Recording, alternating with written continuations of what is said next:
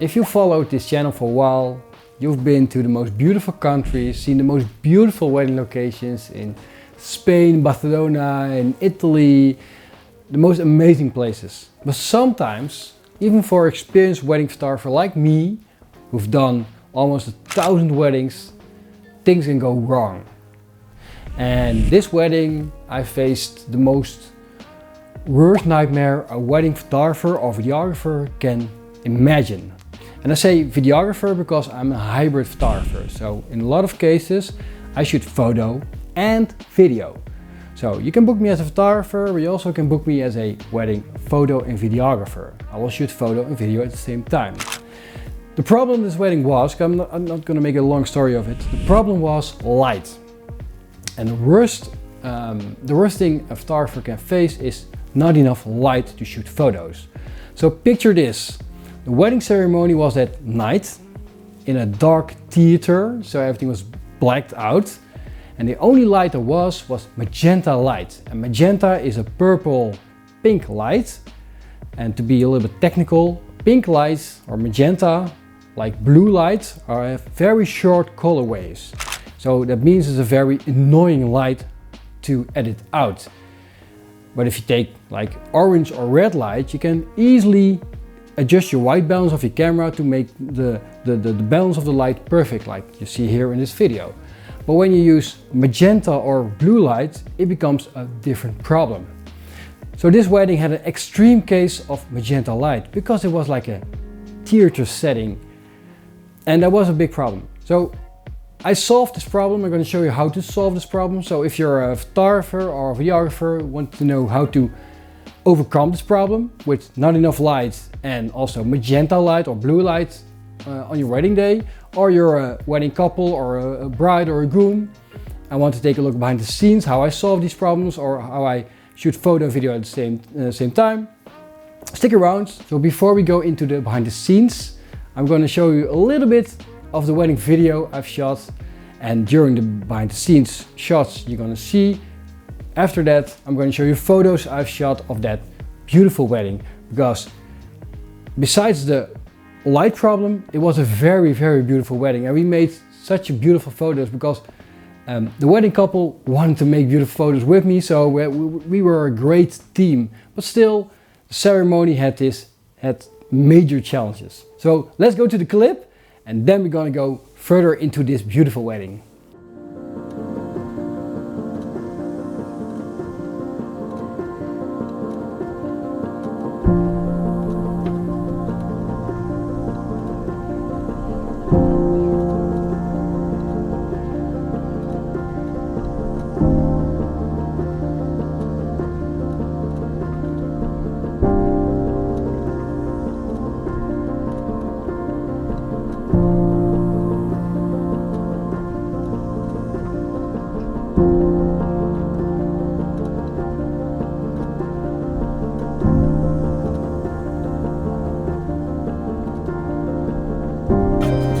Before we go into the behind the scenes stuff, I gotta tell you something.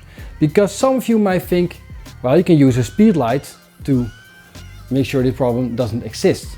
So speed light, for the people who don't know what it is, this thing here, this is an external speed light, a flash. You can solve the problem. And there's a video on my channel, you can check it out. I will put it in the notes of the description below. As a three-part course, a free course about using speed light. So I know how to use a speed light. I think I'm an expert on using speed lights, but there's a rule for me. I never use a speed light during a wedding ceremony. And why do I don't use a speed light? Because a speed light does this. And you can already see it. If you do it, people see the speed light and react to it. Let's take some pictures.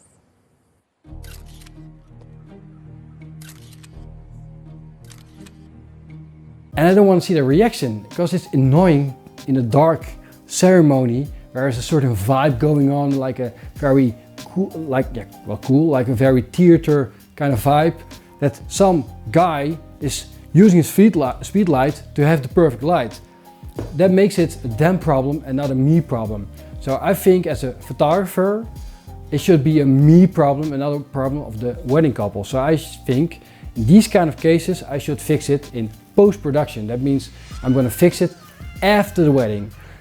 In this case, the wedding couple already knew that the problem exists because I told them, because I knew the wedding location, so I knew it's gonna be dark, there's gonna be colored lights, so there's gonna be a certain kind of problem. So I told them that the photos could be a little more magenta, and they were fine with it, so they wanted the vibe. And if I would use the speed light, the vibe would be gone. So I chose to do it afterwards. I'm going to show you how I did it, because it's very interesting to see how I fix this, for some photographers, life problem. And now I said enough, let's go into the behind the scenes. I'm going to show you this beautiful wedding. When shooting hybrid photo and video, it's important to make sure the video has a story. That is why I always start the day walking around the venue to shoot so-called B-roll footage that I can later edit in my video. The shooting of the B-roll seamlessly goes over in the getting ready shots. I'll make photos and video of the clothing and other details, like shoes, perfume, rings, etc. To add an extra layer in my images, I use mist spray. This is a spray that creates a mist and a certain atmosphere. It's safe to use and it doesn't damage the wedding clothes. So I will always ask someone to help the groom with his outfit, because it just looks so much more involved in the photos. I also don't want the groom to look into my camera, like I wasn't even there. Like it's a little family thing going on there. Photography means writing with light, so that is what I do. I look for reflections like a mirror and play with the light to create interesting photos and video. And of course, you can't forget to take a shot of whiskey to start the day strong. And as you can see, they immediately popped the champagne as soon as I walked in. Also, when I'm with the bride, I will start shooting detail shots like the clothing of the bride, shoes, etc. And I use the same mist in the bottle. Before I forget, I always turn off the lights when entering a room, because I don't want my beautiful daylight to be destroyed by the orange light coming from the ceiling. When you're shooting a wedding, you must take as much control as possible.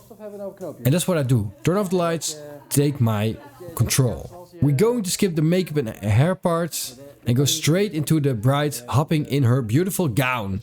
And make sure the bride feels comfortable with me standing there while she's putting on her dress. I give clear instructions to the bride on where to stand while getting ready, and I will jump around shooting photos and videos from different angles. The makeup artist Sandra, which by the way I love her work, does the last finishing touches when the dress is on, so I make some extra shots to make sure we got those beautiful getting ready photos and also makeup photos. Because the bride bought beautiful Jimmy Choo shoes, I want to give them the podium they deserve. I had her sit down in a chair and slowly put on the shoes so I could make beautiful photos and video of it. So the first look was with the bride and the father in the same room as where she was getting ready, because dad should see his daughter first before he's gonna give her away. Funny story, we did the first look with the bride and groom 3 times. First time was in video to see their initial reaction, second time was in photo, and then we realized we forgot the bouquet. And we had such a laugh, and that set the vibe for the whole day. And that's what I loved about this wedding so much. It was such a beautiful and great and funny atmosphere, and that makes the day go by so fast. We also did a quick family portrait before starting the real shoot with the couple. This couple, Iris and Ferry, isn't used to be photographed or filmed, so this is the part where you got to show people you're a good wedding photographer or videographer. Because you don't want to make them feel uncomfortable, but you do want to make beautiful stuff. So here are some important tips. And it doesn't matter if you're a bride, groom, photographer, videographer, follow these rules and you'll make beautiful photos or videos. The first tip, don't ask the couple to smile or look in the camera. Second tip, ask the couple to look at each other and not in a creepy way. Third tip, ask the couple to close their eyes and trust you. Fourth tip, start shooting and tell them they're doing a really good job and the photos already look amazing. Fifth tip, because you said they look beautiful and doing great, they will be feeling more comfortable and trust you more, and you will see that in the results of your photo. And the sixth tip, don't walk around too much. If the light is great, stay there where the light is great. So these 6 simple tips is what I do every wedding. We've shot all the photos and videos within 50 meters, that's like 50 yards, of each other. If the light's great, stick to it. Don't go hurting yourself by finding a different location because you want a different location. The light is the most important part. Beautiful light on an ugly location makes for a better photo than a beautiful location with ugly light. If we talk about poses, I will make a combination of static poses and more fun, cuddly, close-up photos and mix everything up to see what works the best. I pay attention to details like shadows or other stuff to make the video more intense. So I love to be interactive with my subscribers. That's why on my Instagram I'll ask what my next video should be about. And you can influence that. You can also find my photos and behind the scenes stuff over there, so please check it out. It's worth it. For the dinner setting I wanted to make some shots of the table settings before everyone started eating. It was a small dinner setup because the focus of the wedding couple was the ceremony, the evening ceremony actually, and the party with all the guests, a lot of guests. And here is the magenta and blue nightmare for photographers and videographers. Everything, chairs, floors, faces, hair was magenta. So the purple, pink kind of color. There was no orange or white light to be seen. It also was a very dark setting, so I had to crank up my ISO a lot. So I'm going to walk you through my process. Everything starts with preparation. I knew this was going to be a problem on forehand because I discuss everything with my wedding couples. So make sure you discuss light conditions with your client. If they don't know, you can check it out yourself by going to the wedding venue or ask other photographers that have been to the wedding venue to ask them what the light is about. And also know your camera. I know exactly what my Canon R5s do in low light. I know how high I can crank up the ISO, and also I know what shutter speed I use, like 125, still sharp enough for people sitting down, and which aperture I want to use. I use like a 1.4, 1.8 aperture to create a certain atmosphere and have enough light go into the camera. And you have to trust your light meter of your camera because of the magenta light. It looks on your screen, it looks there's too much light, but if you look to your light meter and it says it's okay, you're good. It's also very important to focus on the end result. If the couple wants a certain mood, like magenta in my case, embrace that vibe and accept you'll have more work in post-production. And that brings us to the post-production. This is where the real magic happens and where you can take control back. In order to fix photos, you need Lightroom Classic.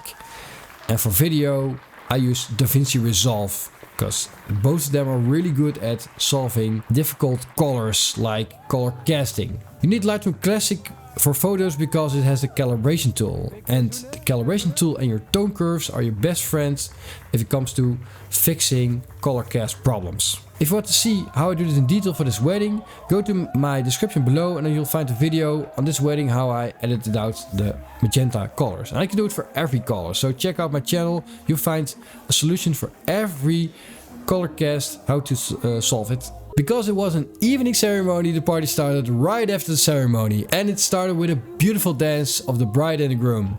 Quick tip, ask the wedding couple if they have planned a dance.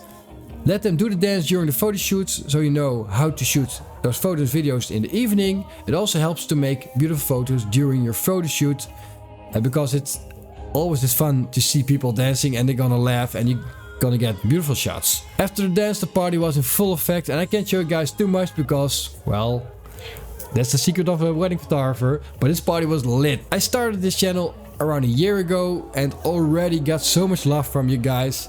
I want to thank you for following me along this crazy ride. So I'll make sure to take you to a lot of weddings, behind the scenes stuff.